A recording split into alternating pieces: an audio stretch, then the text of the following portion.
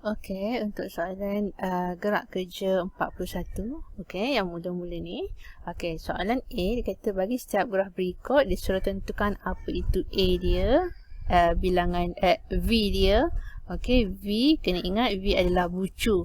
Okey, bilangan senaraikan sahaja V yang ada kat sini, J, okey, K, L, M, N, P. Okay, so ini adalah V. V adalah bucu. Bucu ni titik-titik dia lah. Okay, lepas tu dia suruh senaraikan NV. Okay, dia masih lagi bucu tapi N. N ini menunjukkan apa? Bilangan.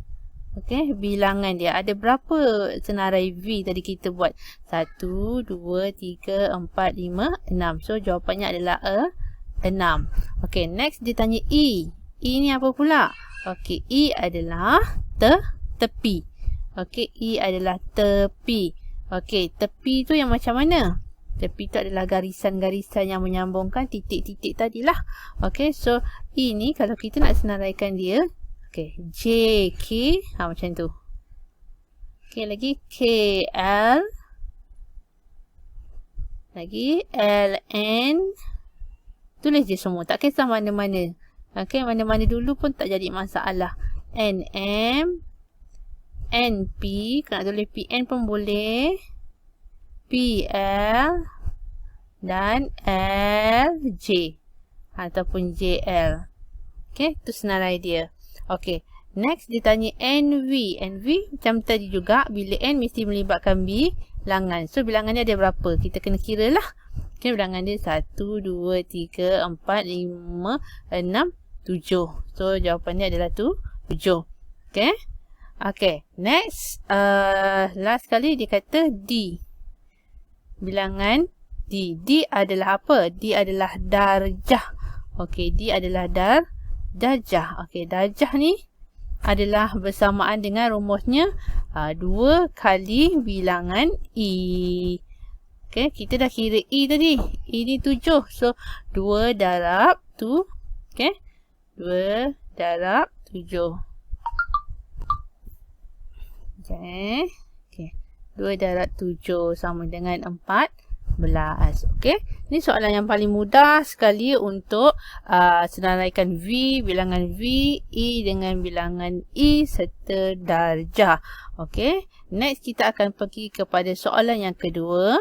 Sama juga soalan macam soalan yang tadi, tapi apa yang bezakan kat sini kalau kamu perhatikan ialah graf dia adalah graf yang mempunyai berbilang tepi ataupun gelung. Okey, cikgu buat satu contoh.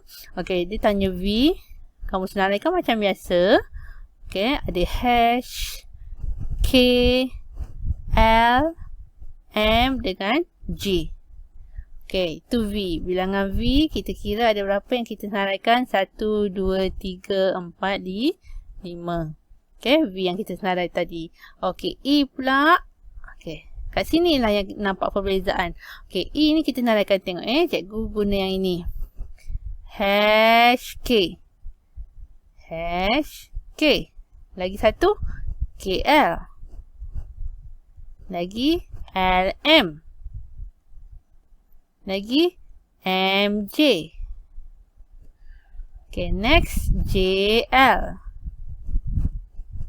Next JK. Next JH. Okay, nampak tak ada lagi yang belum kita tulis, iaitu yang berbilang tepi dengan gelung. Okay, berbilang tepi ni kawasan yang ini dan gelung adalah yang ini. Okay, so itu kalau kita senaraikan ini hash K lagi sekali. Sebab tu hash K ada 2 kali. Dan bila gelung macam ni kita tulis sebagai M. Sebab dia daripada M dia pusing, dia kembali semula ke M. So itulah senarai dia. Okay, and then bila kita nak kira bilangan macam biasalah. Okay, kita kira sahaja bilangan E kita.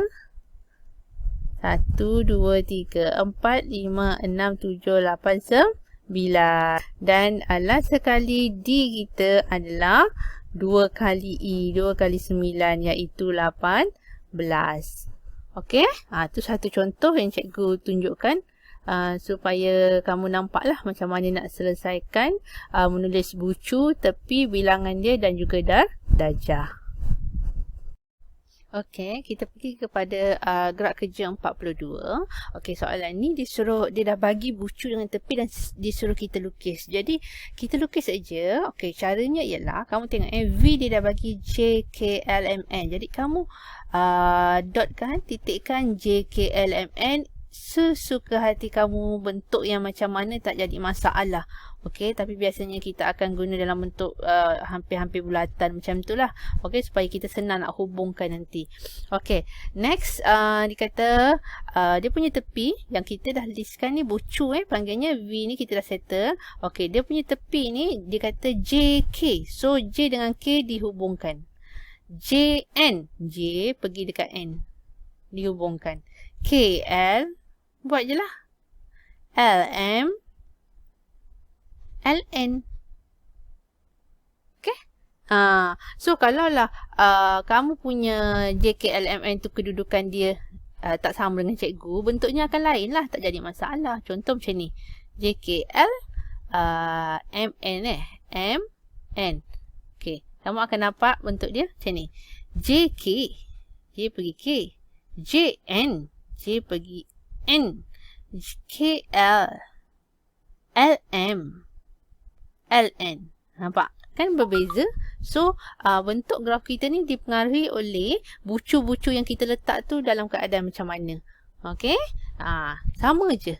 Okey, jadi yang ini mempunyai pelbagai jawapan. Kamu jangan risau kalau lain daripada kawan kamu. Tak jadi masalah. Asalkan kamu letak JKLMN. Okey, sebagai bucu. Okey? Yang B ni pula, dia suruh lukis juga. Tetapi kat sini kamu perhatikan dia akan ada perbezaan. Kamu tengok contoh V dia, bucu dia PQR. Okey, cikgu buat PQR, cikgu nak buat macam ni. Boleh. Macam kedudukan dia macam mana terpulang pada kamu. Okey, lepas tu cikgu nak sambungkan. Dia punya tepi PP. Nampak tak? Mula-mula PP. P pergi kepada P. Maksudnya dia gelong. Okey. Lepas tu PQ. P pergi pada Q. Disambungkan. PR. P pergi R pula. Sambung. Kamu guna pembaris Okey. QQ. Nampak? Ada lagi. So, dekat Q pun ada gelong. Okey. QR. Q sambung dengan R. Dan QR lagi. Kat sini QR ada 2 kali. Apa maksudnya? Maksudnya graf ini ada berbilang tepi. Q dengan R ada 1. Lepas tu ada lagi 1. Okay? So bebaslah kamu nak lukis macam mana kedudukan dia. Yang penting kamu ikut sahaja dia punya tepi dengan dia punya bucu yang dia diberi. Okay? Okey, yang last lukis graf juga. Tadi lukis graf biasa, graf mudah, tak ada gelong dengan berbilang tepi untuk soalan yang pertama A. Yang B dia ada berbilang tepi dengan gelong. Yang C pula dia tak bagi bucu, dia tak bagi tepi, tapi dia kata dia bagi maklumatnya iaitu mengikut bilangan darjah. So yang diberi ni 3, 3, 4 ni adalah bilangan darjah. So, cara dia ialah kamu buatlah dulu bucu. Bucunya apa? Ada berapa? Bilangan bucu mestilah sama dengan 1, 2, 3. So, ada 3 bucu. Kamu pun buatlah bucu 1, 2, 3. Okey? Tak ada label PQR ke apa? Tak apa. Tak jadi masalah. Yang penting kamu faham kat sini. Okey. Pertama, dia kata dia mesti ada 3 darjah. Darjah ni mestilah garisan yang pergi ke arah bucu tu. Okey, katakanlah yang ini kita pilih yang pertama. Dia mesti ada 3 garisan. Okey. 1. Contohnya. 2. Ada lagi 1. 3. Nak sambung mana? Mana-mana pun boleh. Mungkin kat sini. So, kalau kamu nampak ni, di sini, untuk yang pertama ni, dia ada 3. Pergi ke arah bucu tu. Okey. Okey, yang kedua tengok yang kedua pun 3 juga. So sekarang nak yang kedua yang ini atau yang ini. Cerita dia. Okey, mana-mana pun kamu boleh ambil, kamu tengok Kalaulah cikgu pilih dia ni sebagai 3. yang ni. So, dia dah ada 1 tadi. Dia dah ada 2. Lagi 1. So, dia boleh dah sambung ke sini. 3. Yang ni. 3 ni dah settle. Last kali 4. So, yang titik yang ini ni akan ada 4. Sekarang ni yang dia dah ada baru 2. 1, 2. Mana lagi 2? Kita tambahkan gelong. Sebab satu gelong bersamaan bilangan dia adalah 2 darjah. Okey? So itulah bentuk dia. Kita buat lakaran dia sahaja. Okey? Baik, tadi gerak kerja 43 soalan A disuruh kita nyatakan in dan out sahaja. So sekarang kita pergi pada B. Okey, pergi pada B, disuruh kita lukis graf. Okey, graf terarah. Kat sini dia dah bagi highlight dah. Dia kata terarah. Maksudnya mesti ada anak panah masa kamu melukis. Okey. Okey. So macam mana kita nak buat? Sama juga. Kita kena tengok bucunya KLMN, kamu buat KLMN.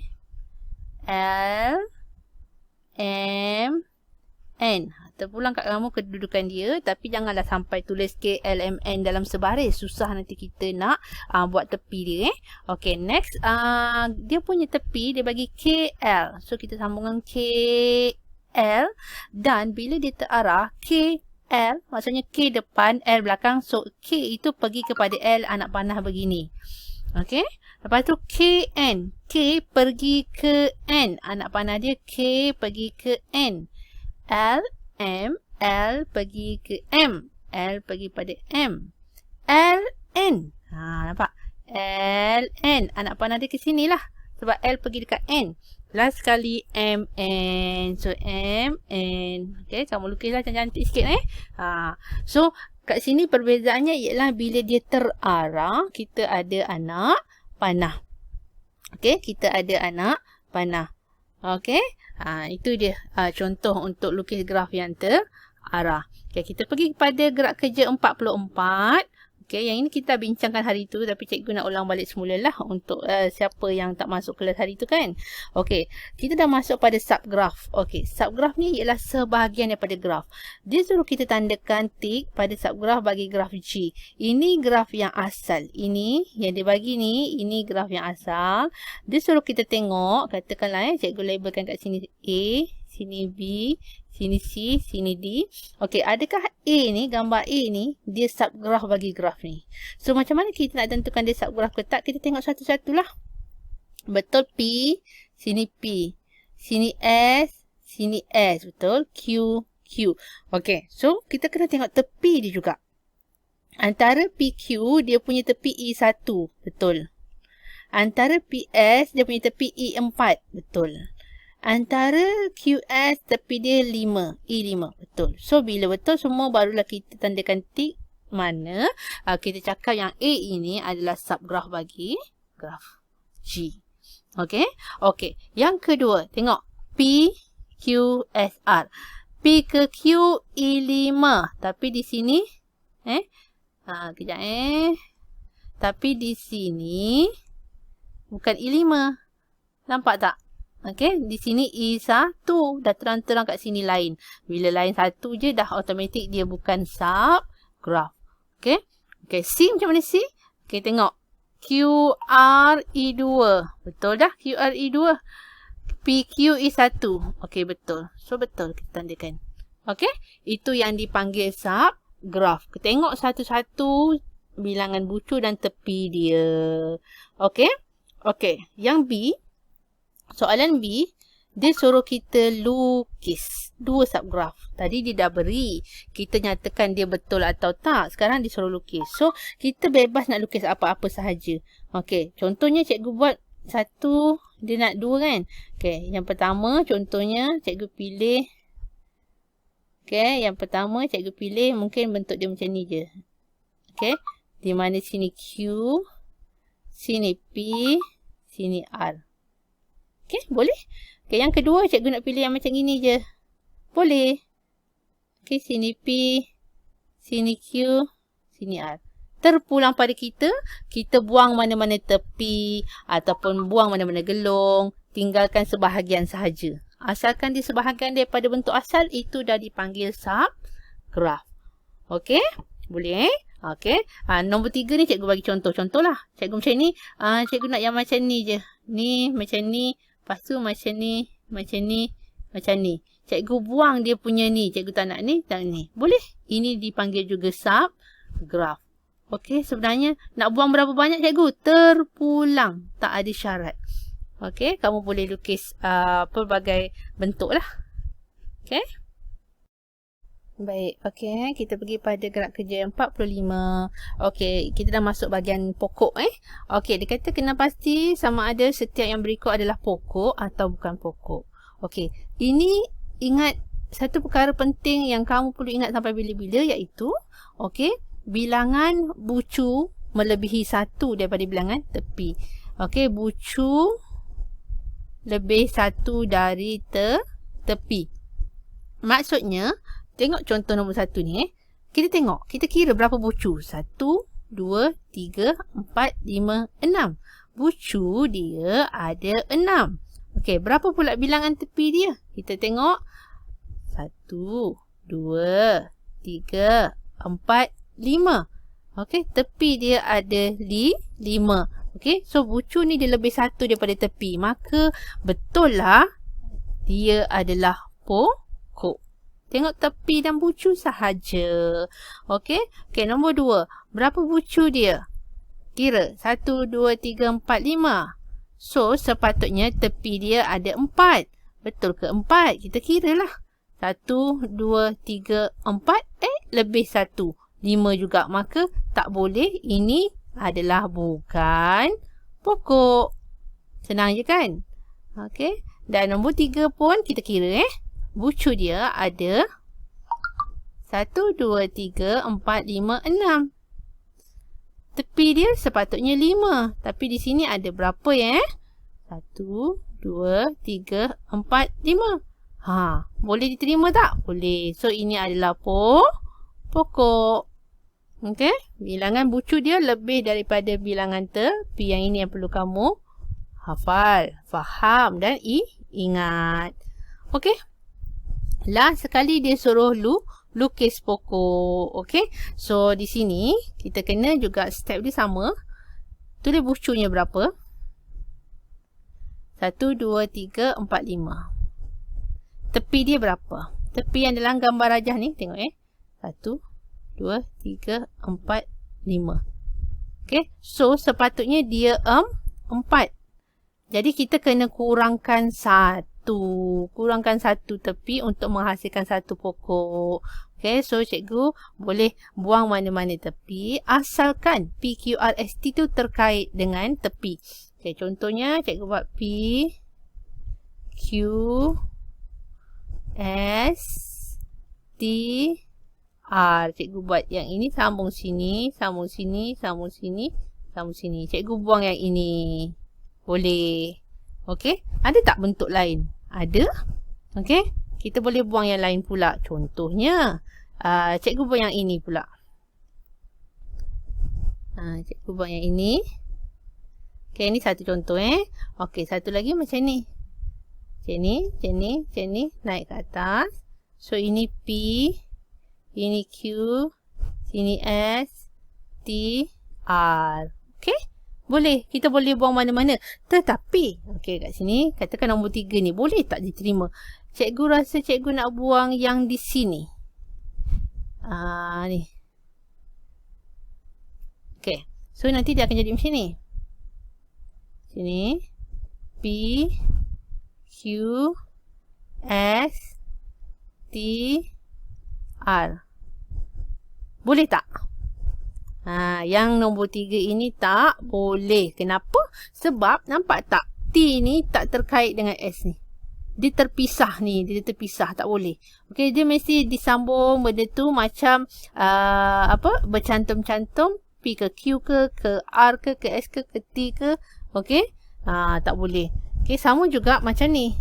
Kalau lah cikgu buat, cikgu nak buang yang di sini. Cikgu nak buang yang ni. Okey. So, dia akan jadi bentuk macam mana? Macam ni. Yang sini cantik lah. Sampai ke sini, T. Sini S. Ini P. Ini Q. Tapi R duduk sorang-sorang kat sini. R ini tidak terkait dengan bucu yang lain. So, dia tak boleh. Okey. So, antara contohnya macam nombor 1 dengan nombor 2. Okey. So, untuk soalan nombor 2 dan 3 pun kamu cuba buat untuk hasilkan pokok. Kira dulu bilangan bucu, tulis dulu bilangan tepi, tengok dia berlebihan sebanyak berapa. Kalau dia lebih sebanyak 3, kamu buanglah mana-mana 3 yang sepatutnya. Okey?